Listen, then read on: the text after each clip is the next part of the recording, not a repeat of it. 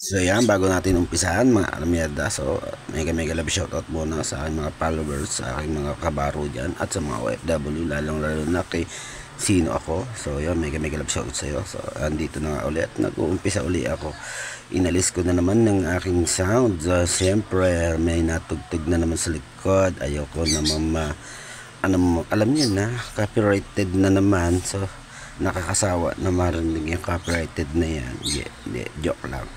So, yan. So, yes, madaming mga gustong matuto at mag-aral ng butcher. So, sabi ko nga palagi, depende na yan sa sa pag-aano natin yan, sa pagbabaklas or paano pamamaraan. That sabi ko nga, ang butcher ay may kanya-kanya pamamaraan na pagbabaklas na ginagawa sa ibang mga region or sa mga ibang bayan. May kanya-kanya tayo pamamaraan. So yung ibang mga ano dyan, so shoutout sa inyo mga kabaro. At ako'y nababash ng ibang mga kabaro ko dahil daw mabagal, si ganito, si ganyan, si ganyan. Isa lang po ang ating ano dyan, paliwanag mga kalamyerda, para lang po malinaw sa lahat. So pag binilisan ko po yan, lalo po nilang hindi nila makikita kung lalo't gusto mo nga matuto. Pag inihataw ko ho yan, para ho akong nagpapa-impress ho sa mga tao at sa mga nanonood kung anong kaya kong gawin. So ayoko ho naman ng ganun dating na parang nagyayabang po tayo. So kahit po matagal na po tayong butcher, wag po tayong maging humble lang po tayo at bigyan po natin ng idea ang ibang tao na gusto pang matuto ng ganitong trabaho. So marami kasing mga nag-abroad na butcher na galing dito sa Pinas o galing supermarket o galing wet market. Basta as long as may SS contribution ka or meron kang supporting documents na pwede mo ipakita sa pinag-applyan mo, so aring-ari na yan. So ito, tuloy nga ulit tayo. So yan, ganyan lang magbabaklas. So tanggalin yung hiwalay lang ng konti yung balat para malinis tingnan. Kung makikita nyo naman yung part ng pigi or hamleg na yan, malinis naman yan. So yan, tatanggalin ko to sa ilalim nito. So marami nakapansin ito kung bakit anong tinatanggal ko dyan. Mga kalamyerda, kakulani yan. Yun yung mga bagay na tinatanggal lagi natin dyan.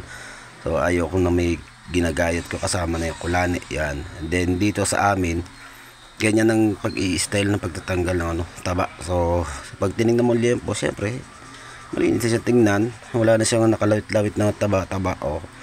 Then ganyan po kasi ang sa amin dito sa probinsya namin, kaya ganyan lang yan. Yan, 2 joints yan basta't laging bumilang kayo. May mga linya naman kasi yung buto, mapapansin nyo yan kung pailan joint na yan or 2 joints yung cutting yan. So depende na yan pagdating dito sa part ng kasim. Kailangan mo lang, ako dyan pinaputol ko muna yung pata. So depende, pero pag mga international o kinakat muna nila ang 5 ribs or 4 ribs na papunta sa shoulder, sa akin hindi ko na ginagawa yan dahil wet market naman tayo. So dyan tayo magsimula. And then sa naman talagang sa mga standard niya na so ang ginagamit dyan mitso, hindi naman talaga ginagamit ng itak yan dahil sa wet market ka ulit yan. So yan ang ginagawa ko, tanggalin lang natin, tinataga na lang natin yan, okay, para makita ng iba. O konting lagis para medyo matalas.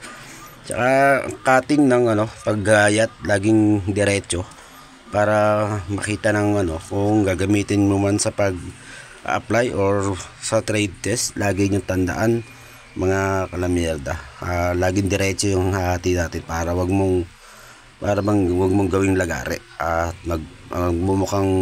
magmugutay-gutay ho mga kalamyerda ang tsura ng laman. So para maganda pa rin siyang tingnan, dapat diretso lang ang gayat, okay. Tsaka handle lang ng kutsilyo, so alalay lang, huwag naman sobrang mabigat ang kamay sa gripping yan. Pag mga ganyan lang yan, sige, tuloy lang natin. So dito sa part na to, niisod ko yan at maghahati na tako ng dyan may nakita ko dyan konting kulani at tatanggalin lang natin. So yan, ito kukuha tayo ng syempre itak, paborito ng bayan dahil yan sa palengke.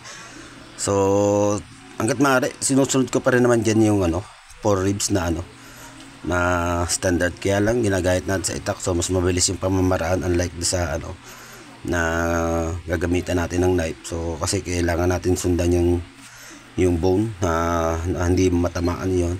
At syempre nag-iingat din tayo sa kutsilyo dyan. Di syempre madali kasing namumurlang knife pag sa knife dinadaanan ng knife. So yan lang, di syempre kung masipag kang maghasa yan. Sige yan, tip ko lang sa mga ganun talaga ang ng knife yan. At ito, magtitimbang tayo dito. Yan, tayo ako dyan. O, titimbangin natin yung kung ilang kilo pumapatak. So, para malaman po natin yan kung magkano yung ating magiging natin dyan. Kasi, para malaman natin kung kikita tayo or something or magkano magiging natin dyan. And then, kung kaya mo magbawas sa presyo na ibebenta mo. Ganyan lang naman eh.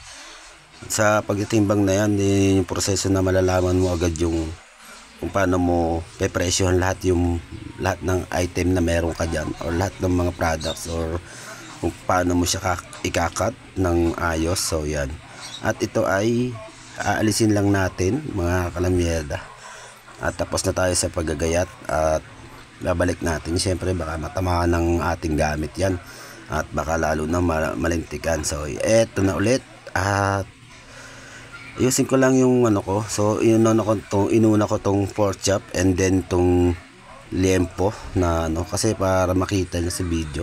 Kasi pag inuna ko yung pigi hindi na makikita yan eh. So yan, tinaga ko yan. Medyo nilaksan ko ng konti. Siyempre purul na. At maghahasa tayo mga kalamyada. Ayan, medyo yan.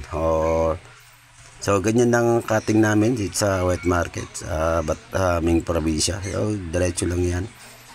Tinignan ko lang kasi sa taas at baka may masabitan ako na may nakasabit kasi dyan na pinagsasabitan ko ng aking mga karne. Baka sumabit yung itak ko, so madisgrasya tayo. Yan, ganyan lang. So ikakat natin yan. So yung part ng pork chop, it's depende sa inyo kung gusto nyo gawin yung pork loin or pero sa amin to kasi nga may mga pa-order ako na mostly na kinukuha yan, kaya hindi ko masyadong ginagalaw yan. So pork belly ganun din naman, so tinatabi ko lang yan. So yan, tabi natin.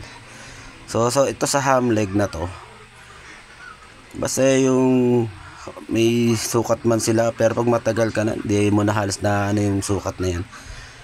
Yan, ganyan lang, sundan mo lang yan basta para mas mabilis mo siyang maibuka, idiretso mo siya hanggang baba. Mas mabilis mo siyang magagawa. Kasi kung galing kang ibabaw, pipilitin mo siyang maibuka, medyo mahihirapan tayo. Pero pag matagal ka na rin naman, okay lang.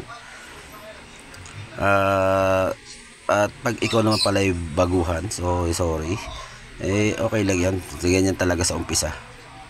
Huwag kayong magmadali. Darating din yung time na matututunan nyo yung mga bagay na ginagawa namin. So yan, pantay pitcho ang tawag namin dyan. So ewan ko sa inyo kung anong tawag sa inyo dyan. So ito yung ribs na to. Ito ang ribs sa amin eh. Okay, ito yung tinatawag nilang ribs sa aming probinsya. So pag sinabi nilang special ribs matic, yan agad yun. At yan. Pero ibang tawag niya sa iba, or lalo na sa mga international cut na cutting yan, iba ng cut niyan. Tsaka buo yan, tinatanggal sa mula shoulder hanggang sa hanggang sa ribs na yan, didiretsuhin yan ng tabas. At yun, ito ayusin natin. So patapos na rin naman ako dyan, matapos ko lang yan. So magsiset up na ako dyan. So maraming salamat nga pala ulit sa lahat ng mga aking mga kabaro. Yan, ingat kayo palagi yan, at more power sa inyo. Huwag nyong kalilimutan si Lord, magdasal palagi at magpasalamat lagi sa Kanya, maliit man o malaki ang biyaya na binibigay sa atin. So yan, eto, ubutasan natin to. Yan, tanggalin natin yan. At itong isa, ubutasan natin. So ganyan ang pagbubutas lang namin sa para maisabit ko siya ng ayos. Kasi mahirap na pag giniwaan ko lang yan, baka madaanan ng mga mili, malaglag pa. So kailangan natin medyo malinis yung natin, trabaho natin. So this time na yan, at yan, natapos ko na yung mga ginagawa ko dito. Ngayon naman ito ay isasabit ko na. Yan, isasabit natin yan. So isang isa isasabit natin. Lahat siguro pagsasabit ko yan kasi maglilinis na ako ng lamesa niyan. Ganyan lang mga kalamyerda.